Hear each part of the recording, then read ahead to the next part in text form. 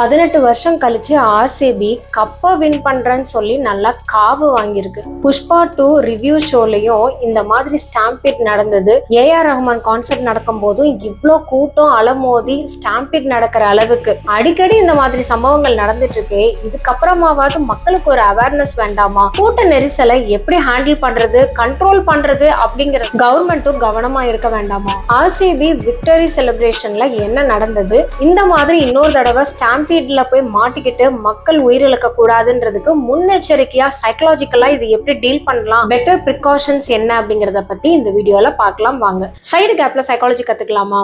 Mop psychology பத்தி தெரிஞ்சுக்கலாம். 17 தடவை படையெடுத்து 18வது தடவை வெற்றி கண்ட கஜினி முகமது மாதிரி 17 வருஷம் 2008ல RCB Royal Challengers Bengaluru Karnataka team ready ஆச்சு. ஆனா அந்த 17 வருஷமும் நம்ம ஜெயிச்சிருவோம்னு சொல்லி போராடிட்டு இருந்த இந்த ஆர்சிபிக்கு ஜெயிச்சுட்டேண்டா மாறா அப்படின்னு சொல்லி இந்த வெற்றியை கொண்டாடுற தருணம் எத்தனை வருஷம் கழிச்சு எல்லா ரசிகர்களும் காத்திருந்து நிறைய கலாய்ப்புகளையும் சந்திச்சு, ஏன்னா இது ஜேசிபி ஜெயிச்சிருச்சு, ஜேசிபி ஐயோ இல்ல ஆர்சிபி, அந்த அளவுக்கு இந்த ஆர்சிபி பேரே நாங்க மறந்துட்டோம் அப்படின்னு பொதுமக்கள் நினைச்சிட்டு இருக்கிற டயத்துல அச்சாம்பாரு சிக்ஸரு அப்படின்னு செம்ம ஒரு வெற்றி கிடைச்சு அதை கொண்டாட வேண்டிய தருணத்துல இந்த அளவுக்கு ஒரு வஸ்ட் சிச்சுவேஷன் வஸ்ட் டேவா நடந்திருக்கு. இந்த ஸ்டாம்பீட் கூட்ட நெரிசல் அப்படிங்கிறது இன்னைக்கு நேத்து கிடையாது. அடிக்க ஒரு தடவை ஒவ்வொரு மூவி ரிலீஸ்க்கு அப்புறமா செலிபிரிட்டி வரும்போது இல்ல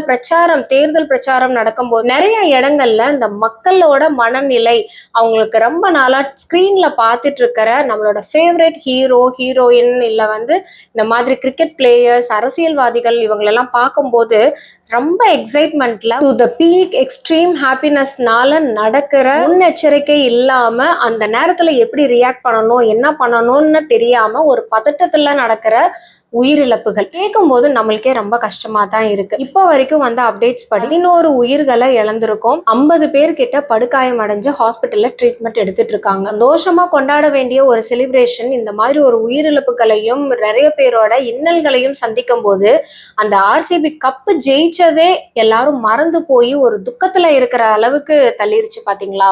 இதுக்கு ஒரு கவர்மெண்ட் ஒரு ப்ராப்பர் பிளான் எடுக்கலையா அப்படிங்கிறதும் ஒரு பெரிய கொஸ்டினா இருக்குது. அண்ட் அவங்க எக்ஸ்பெக்டேஷன் சின்னதா வச்சுட்டாங்களோ, கம்மியான கிரௌட் தானே, கிரௌட் மேனேஜ் பண்ணிடலாம் அப்படின்னு அசால்ட்டா விட்டுட்டாங்களா?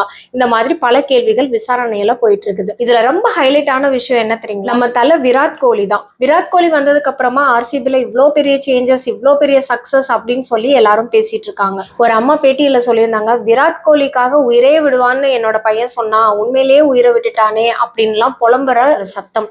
இதெல்லாம் கேட்கிறப்பயே மனசுக்கு ரொம்ப வேதனையா தான் இருக்கு. இன்னொரு முறையும் இந்த மாதிரி நடக்காம இருக்க இந்த கிரவுட் பிஹேவியரை ஒரு சைக்கலாஜிக்கலா அனலைஸ் பண்ணி பார்க்கலாம். சைக்காலஜிஸ்ட் கஸ்டின் லீபானோட டி இண்டிவிஜுவேஷன் தியரி, அதாவது ஒரு கூட்டம் குரூப்பா இருக்கும் போதோ இல்ல ஸ்டேஜ் பெர்ஃபார்மன்ஸ் இல்ல கான்சர்ட் இந்த மாதிரி பொது இடங்கள்ல நார்மலா இப்ப டி நகர்ல எல்லாம் பாத்தீங்கன்னா தீபாவளி பொங்கல் இந்த மாதிரி சீசன் டைம்ல பயங்கரமா கூட்ட நெரிசல் அதிகமா இருக்கும். ஏன்னா ஆஃபர்ஸ் நிறைய போடுவாங்க, நிறைய அவங்களுக்கு ஷாப் பண்றதுக்கு இருக்கும். இந்த மாதிரி பொது இடங்கள்ல கூட்டம் அதிகமா இருக்கும் போது ஒவ்வொருத்தரும் தன்னுடைய பர்சனல் ஐடென்டிட்டியை தொலைச்சிடுறாங்க. ஒரு பல்பிட்டேஷன் அதிகமாகும். இந்த ஆர்சிபி செலிப்ரேஷன்லயும் அந்த மாதிரி தான் இருக்கு. விராட் கோலியை பார்க்கணும், நிறைய கிரிக்கெட் பிளேயர்ஸை பார்க்கணும், இந்த செலிப்ரேஷன்ல பங்கு பெறணும் அப்படின்ற ஒரு பல்பிட்டேஷனே அந்த கூட்டத்துக்குள்ள போய் நான் முன்னாடி போகணும், தான் யாரு, நம்மளோட ஐடென்டிட்டி, நம்மள மெய் மறந்துன்னு சொல்லுவாங்கல்ல, அந்த மாதிரி மெய் மறந்து நம்ம கூட்டத்துக்குள்ளேயே போய் ஐக்கியம் ஆயிடுவோம்.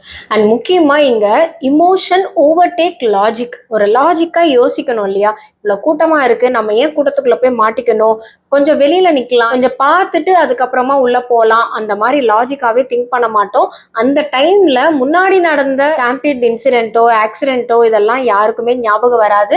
அந்த மொமெண்ட்ல ஹாப்பினஸ், அந்த பிளஷர் அட்டென்ட் பண்ணணும், லேட்டாக நம்ம மிஸ் பண்ணிடுவோமோ அப்படிங்கிற ஒரு ஆங்ஸைட்டி தான் கிரியேட் பண்ணும். முக்கியமா சேஃப்டி செகண்டரியா வச்சிருவோம், ஆங்ஸைட்டி முன்னாடி வந்துரும், சேஃப்டி செகண்டரியா வச்சிருவோம். அடுத்தது பாத்தீங்கன்னா கண்டேஜியன் இஃபெக்ட். அதாவது நம்மளோட பேனிக் அப்படிங்கிறது வந்து வைல்ட் ஃபயர் மாதிரி பயங்கரமா பத்திக்கிறோம். ஒருத்தருக்கு வந்து அந்த பேனிக் பதட்டம் அப்படின்னா, கூட்டத்துல ஒருத்தர் வந்து பதட்டப்படுறாங்க, ஐயோ நீ யாரா தள்ளுறாங்க அப்படின்னு ஏதாவது கத்துறாங்கன்னா, அடுத்தவங்க பயந்துட்டு பேனிக் ஆகி அடுத்தடுத்து வந்து என்னமோ ஆயிடுச்சுன்னு சொல்லிட்டு அன்இன்டென்ஷனலி அந்த பேனிக் வந்து வைல்ட் ஃபயரா எல்லாருக்குமே பரவும். ஒருத்தர் பேனிக் ஆகுறது 100 பேரை பேனிக் அடைய வச்சிரும். இதனாலேயே ரெஸ்பான்சிபிலிட்டி டிஃப்யூஷன் ஆகும். அந்த கூட்ட நெரிசல்ல இருக்கிற எல்லாருமே யாராவது வந்து ஏதாவது செய்ய மாட்டாங்களா, யாராவது வந்து செய்ய மாட்டாங்களா அப்படிதான் யோசிப்பாங்களே தவிர, அவங்களுக்கு அவங்களே ஒரு இன்ஸ்டன்டா முடிவெடுக்கணும், டக்குன்னு ரியாக்ட் பண்ணணும், ஸ்மார்ட்டா ஆக்ட் பண்ணணும்னு நினைக்க மாட்டாங்க. யாராவது வருவாங்க காப்பாத்துவாங்க, யாராவது காப்பாத்துறீங்களா அப்படிதான் அவங்களோட மைண்ட் செட் போகும். அவங்களுக்கு அவங்க தான் ரெஸ்பான்சிபிலிட்டி எடுக்கணும்ன்றதவே மறந்துடுவாங்க. இந்த மாதிரி பப்ளிக் ஈவெண்ட்ஸ்ல இமோஷனல் ரெகுலேஷன் அப்படிங்கிறது ரொம்ப முக்கியம். ஏன்னா நம்மளோட டோபமைன் வந்து ரொம்ப ஹை லெவல்ல போயிட்டு கலெக்டிவ் ஜாயை என்ஜாய் பண்ணணும் அப்படிங்கிற மாதிரி தான் இருக்கும். ஸோ அந்த டோபமைன் லெவல் என்ன ஆகும், ரிவார்ட் சிஸ்டம், அதாவது உங்களை அப்ரிஷியேட் பண்ணிட்டே இருக்கும். இன்னும் மேலே போ, இன்னும் க்ரௌட்குள்ள போ, இன்னும் அதுக்குள்ள போ அப்படின்னு சொல்லிட்டு நம்மளை புஷ் பண்ணுமே தவிர அந்த கூட்டம், சவுண்டு, சத்தம், விசில் அடிக்கிறது, ஸோ இதெல்லாமே நம்மளை வந்துட்டு அந்த டோபமைன் லெவலை இன்னும் ஹைப் பண்ண வைக்கும். ஸோ தட் இந்த கூட்டத்துக்குள்ள மாட்டிக்கிறதுக்கு இது ஒரு பெரிய ட்ராப்பா தான் இருக்கும். முக்கியமான சில அவேர்னஸ் எதையுமே நம்ம கண்டுக்க மாட்டோம். நம்மளை சுத்தி என்ன நடக்குது அப்படிங்கறதெல்லாம் தெரியாம ஹைப்பர் அரௌஸ்ட் ஆயிடுவோம். And as a result minor cues கூட மேஜர் ஓவர் ரியாக்ஷனா கொடுக்கும். அதாவது யாராவது ஒருத்தர் தள்ளுறாங்கன்னா, ஐயோ என்னை நெரிச்சிட்டாங்க, எனக்கு ஏதோ ஒன்று ஆயிடுச்சு, ஏதோ ஒன்று மேல விழுகுது அப்படின்னு சொல்லி கத்தி கூச்சல் போடுறது, அந்த பேனிக் அப்படிங்கிறது வந்து ஸ்டாம்பிட்க்கு உண்மையாவே அந்த சம்பவம் நடக்கிறதுக்கு அது தள்ளப்படும். அதான் சின்ன சின்ன விஷயங்கள் கூட அவங்களுக்கு பெருசா ட்ரிகர் ஆகி பேராபத்துக்கு தள்ளப்படுவாங்க. இந்த ஸ்டாம்பீட்ல இந்த ஆக்சிடென்ட்ல இருந்தவங்க அதுக்கப்புறமா அவங்க மீண்டு வந்ததுக்கு அப்புறம் அப்பாடா தப்பிச்சம் பொழைச்சன்னு வீட்டுக்கு வந்துட்டேன்னு சொன்னா நிம்மதியாவா இருப்பாங்க. அவங்களுக்கு எவ்வளவு பெரிய மென்டல் ஹெல்த் இஷ்யூஸ் அட்லீஸ்ட் 1 மந்தாவது அவங்க ரொம்ப சஃபர் பண்ணுவாங்க. லைக் வந்து பிடிஎஸ்டின்னு சொல்லக்கூடிய போஸ்ட் ட்ராமேட்டிக் ஸ்ட்ரெஸ் டிஸார்டர். அதாவது அந்த இடத்துல இருந்து தப்பிச்சு வந்துட்டோம், அப்பாடா தப்பிச்சு வந்துட்டோன்றத காட்டிலும் அவங்களுக்கு அந்த ட்ராமா வந்து இருந்துகிட்டே இருக்கும், ஒரு ஸ்ட்ரெஸ் இருந்துட்டே இருக்கும். மேபி அந்த க்ரௌட் ஃபோபியா கூட வரலாம். அதுக்கப்புறம் கல்யாண காட்சிகளுக்கு கூட போக மாட்டாங்க. ஏன்னா வெட்டிங் அங்க போனாலும் கூட ஒரு கூட்டம் 10 பேர் சேர்ந்து இருந்தா கூட அவங்களுக்கு ஒரு ஃபோபியா, ஆங்ஸைட்டி, பேனிக் அட்டாக்ஸ் கூட வரலாம். அவங்களுக்கு எப்பவுமே அந்த கில்ட் இருந்துட்டே இருக்கும். நம்ம தப்பிச்சு வந்துட்டோமே, நம்ம கூட இருந்தவங்க இறந்து போயிட்டாங்களே, 11 பேர் இறந்து போயிட்டாங்களே, 50 பேர் காயம் அடைஞ்சிட்டாங்களே. ஸோ இந்த நியூஸை கேட்க கேட்க அவங்களுக்கு இன்னுமே அந்த ஒரு கில்ட்டா இருக்கும்.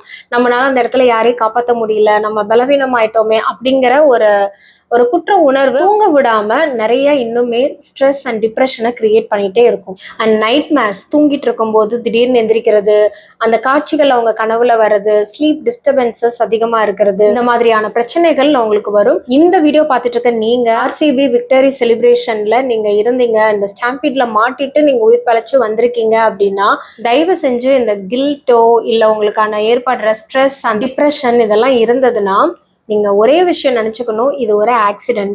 இதுல இருந்து மீண்டு வர்றதுக்கு உங்களோட ரிசல்யன்ஸ், உங்களோட வில் பவர்னால தான் நீங்க ஓவர் கம் பண்ணி வர முடியும். ப்ரீதிங் எக்ஸசைஸ், எப்பெல்லாம் உங்களுக்கு பேனிக் அட்டாக்ஸ் வருதோ ஸ்லோவா ப்ரீத் இன் பண்றது, ஸ்லோவா ப்ரீத் அவுட் பண்றது, 4-7-8 ரூல்னு சொல்லுவோம். அதாவது 4 செகண்ட்ஸ்க்கு இன்ஹேல் பண்ணணும், 7 செகண்ட்ஸ்க்கு அதை அப்படியே வித்ஹோல்ட் பண்ணிட்டு 8 செகண்ட்ஸ்க்கு ஸ்லோவா எக்ஸேல் பண்ணணும். இந்த ப்ரீதிங் எக்ஸசைஸ் பண்ணும்போது உங்களோட மென்டல் ஸ்டேட் கொஞ்சம் காம் ஆகும். பேனிக் அட்டாக்ஸ் வரவங்களுக்கு கிரவுண்டிங் எக்ஸசைஸ் பண்ணலாம். அதாவது ஒரு 5 டிஃப்ரெண்ட் திங்ஸை வந்து நீங்க பார்க்கலாம். உங்களை சுத்தி இருக்கிற அந்த ஃபேனு, லைட்டு, சேரு, டேபிள், வால் அப்படின்னு சொல்லி 5 டிஃப்ரெண்ட் திங்ஸை நீங்க வந்து பார்க்கணும். 4 டிஃப்ரெண்ட் டெக்ஸ்டர்ஸை வந்து தொட்டு பார்க்கறது, இது வந்து எப்படி இருக்கு அப்படின்னு தொட்டு டச் பண்ணி ஃபீல் பண்ணி பார்க்கறது. அண்ட் 3 டிஃப்ரெண்ட் சவுண்ட்ஸ் கேட்கறது, ஏசி ஓடுற சவுண்டு, வெளியில பேர்ட்ஸ் கத்துற சவுண்டு, இந்த மாதிரி நீங்க டிஃப்ரெண்ட் சவுண்ட்ஸை வந்து கேட்கறது, அப்சர்வ் பண்ணி கேட்கறது.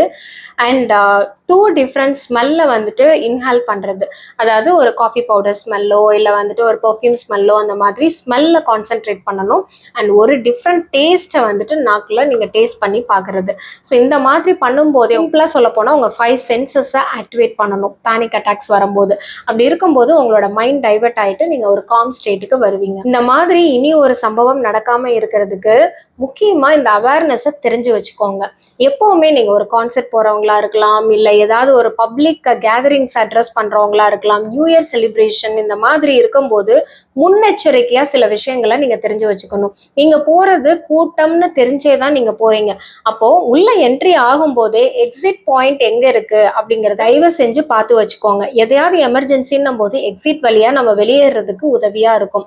எக்காரணத்து கொண்டும் நீங்க கார்னர்ல போய் லாக் ஆயிடாதீங்க. ஒரு மதிலோரமாவோ இல்ல வந்துட்டு பேரிகேட் பக்கத்துல கார்னர்ல மதிலோரமா இல்ல அந்த ஃபென்ஸ் பக்கத்துல வந்துட்டு போய் சிக்கிக்கிறாதீங்க. எப்பவுமே மிடில்ல இருக்கிற மாதிரி பாத்துக்கிட்டீங்கன்னா கொஞ்சம் ஓரளவுக்கு நீர்பலி ஆகுறதுல இருந்து தப்பிக்கலாம். எப்பவுமே நீங்க அலர்ட்டா இருக்கணும். என்னதான் ஃபன் மோட் அதிகமா இருக்கு, நம்ம என்ஜாய் பண்றோம் அப்படின்ற ஒரு மைண்ட் ஸ்டேட்ல இருந்தாலுமே அந்த கிரௌடோட ரியாக்ஷன் கொஞ்சம் சலசலப்பு தன்மை, கொஞ்சம் ஒரு மாதிரி நெரிசல் அதிகமாகுதுன்னு நீங்க ஃபீல் பண்ணீங்க அப்படின்னா தயவு செஞ்சு அங்கிருந்து வெளியேறிடுங்க. உங்களுக்கு ஃபன் அண்ட் என்டர்டைன்மெண்ட்டை காட்டிலும் உங்க உயிர் ரொம்ப முக்கியம். சரி, இதையெல்லாம் தாண்டி ஒரு கூட்ட நெரிசல்ல நீங்க மாட்டிக்கிட்டீங்க, ஏதோ ஒரு எமர்ஜென்சி, ஒரு ஆக்சிடென்ட் ஆக போகுது அப்படின்ற மாதிரி நீங்க ஃபீல் பண்றீங்கன்னா நீங்க பதட்டம் மட்டும் படாதீங்க. ரத்த கொஞ்சம் கண்ட்ரோல் பண்ணிட்டு கான்சியஸா நீங்க ரியாக்ட் பண்ணணும். அதாவது கொஞ்சம் ஸ்லோவா பிரீத் இன் பிரீத் அவுட் பண்றது உங்களோட மனநிலைய பதட்டத்தை கம்மி பண்ணும். அந்த இடத்துல என்ன பண்ணணும்ன்றத உங்க பிரைன் யோசிக்க வைக்கும். இல்லைன்னா உங்க பிரைன் ஃப்ரீஸ் ஆயிருச்சு, ஐயோ நான் அப்படியே நின்னுட்டேன், என்ன பண்ணணும்னு எனக்கு தெரியல, கை கால் புரியலன்னுலாம் சொல்லுவாங்கல்ல, அந்த மாதிரி பிரைன் ஃப்ரீஸ் ஆகி நீங்க அப்படியே நின்னுட்டீங்கன்னா உங்களையும் காப்பாத்திக்க முடியாது, உங்க கூட இருக்கிறவங்களையும் காப்பாத்திக்க முடியாது. அதனால பிரைன் எப்பவுமே அலர்ட்டா வச்சுக்கோங்க. முடிஞ்ச அளவு என்னதான் தள்ளுமுள்ளா இருந்தாலுமே உங்களோட கால்கள்ல நிக்க பாருங்க. கீழே மட்டும் விழுந்துராதீங்க. கீழே விழுந்துட்டீங்க அப்படின்னாலே டேஞ்சர் ஜோனுக்கு போயிட்டீங்கன்னு தான் அர்த்தம். அதனால கீழே விழுந்துராதீங்க. இன்கேஸ் உங்களை தள்ளி விட்டு உங்களுக்கு பேலன்ஸ் இல்லாம நீங்க கீழே விழுகுறீங்க அப்படின்னா தலையை முடிஞ்ச அளவு தூக்கிட்டு ரோல் ஆன், ஒரு பாலை தூக்கி போட்டோம்னா உருண்டு போகுது இல்லையா, அந்த மாதிரி ரோல் ஆன் பண்ண ட்ரை பண்ணுங்க. க்ரௌடுக்கு எகெயின்ஸ்டா நீங்க போகக்கூடாது. அந்த க்ரௌடை கண்ட்ரோல் பண்றேன்றதெல்லாம் பண்ணக்கூடாது. நீங்க க்ரௌடோட ஃப்ளோலையே கொஞ்சம் சைட் வைஸோ இல்ல டயக்னலாவோ நீங்க ஓரம் கட்டுறதுக்கு தான் நீங்க பார்க்கணும். அவங்க உங்களை தள்ளிக்கிட்டு மிதிச்சுட்டு போற மாதிரி இருந்துச்சுன்னா நீங்க ஒரு ஓரமா ஒதுங்குறதுக்கு தான் நீங்க பார்க்கணுமே தவிர அந்த க்ரௌடை அப்போஸ் பண்ணி ஆப்போசிட் டைரக்ஷன்ல நீங்க மூவ் பண்ணணும் ட்ரை பண்ணக்கூடாது. பவுன்சர்ஸ் மாதிரி உங்க கைகளை இந்த மாதிரி ப்ரொடெக்ட் பண்றது உங்களோட செஸ்ட் ரீஜன், ஏதாவது கால் வச்சு அழுத்தும் போது உங்க ரிப்ஸ் உடஞ்சிராம அது பாதுகாக்கும். முடிஞ்ச அளவு இந்த மாதிரி வச்சு உங்களை ப்ரொடெக்ட் பண்ணிக்கோங்க. உங்க பிலாங்கிங்ஸ், உங்க போனு, நீங்க என்ன கொண்டு வந்தீங்க அதெல்லாம் எப்படி போனாலும் பரவாயில்ல, உங்க உயிர் தான் முக்கியம்ன்றதுல மட்டும் ஃபோக்கஸ் பண்ணுங்க. எந்த செலிப்ரேஷன், பப்ளிக் கேதரிங்ஸ் எங்க போனாலுமே இந்த அவேர்னஸோட நீங்க போகும்போது ஓரளவுக்கு இதை நீங்க தடுக்க முடியும். சின்ன சின்ன காயங்கள் பட்டாலும் தப்பிச்சு வரலாம். இந்த அவேர்னஸ் வீடியோவை உங்களுக்கு ரொம்ப பிடிச்சவங்களுக்கு ஷேர் பண்ணிருங்க. இந்த மாதிரி இன்ட்ரெஸ்டிங்கான சைக்காலஜிக்கல் கான்டென்ட், ட்ரெண்டிங்கான டாபிக்ல அனலிட்டிக்கலா தெரிஞ்சுக்கிறதுக்கு நம்மளோட சேனலை சப்ஸ்கிரைப் பண்ணிருங்க. அண்ட் இந்த சம்பவத்தை பத்தி உங்களோட கருத்துக்களை கமெண்ட்ல சொல்லுங்க. அடுத்து எந்த டாபிக்கை சைக்காலஜிக்கல் அனாலிசிஸ் பண்ணணும்ன்றதையும் கமெண்ட்ல சொல்லுங்க. Until then, take care of your mental health. நன்றி, வணக்கம்.